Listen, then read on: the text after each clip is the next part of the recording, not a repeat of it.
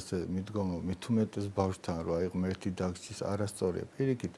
ღმერთის სიყვარულია ეს უნდა ვასწავლოთ. წმინდა ივანე ღვთისმეტყველი მე ვთქვა ღმერთის სიყვარულია და მე აი სხვადასხვა ბავშვებს ასე ვხსნი ხოლმე რომ აი ეხლა შენ ხო გყავს მეთქი მეგობარი ხო გყავს და შენს მიმართ ხო კეთილგანწყობილია შენი მეგობარი და არ გეშინია რომ ისეთი რამე გააკეთო რომ მისი კეთილგანწყობა დაიკარგოს მეთქი შენს მიმართ აი ხო გეშინია კიო მეშინია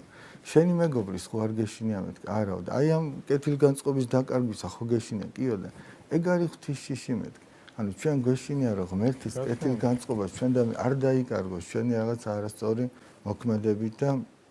უფრო მეტად კი სინანულით, იმიტომ რომ ახლა არასწორი მოქმედებები ჩვენ ყველას გვაქვს, ყველა ცოდვილი ადამიანები ვართ, მაგრამ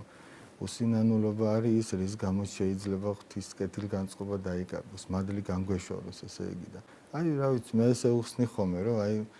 ღვთის შიში არის ის, რომ გეშინია, რომ არ დაიკარგოს ღმერთის კეთილგანწყობა შენს მიმართ.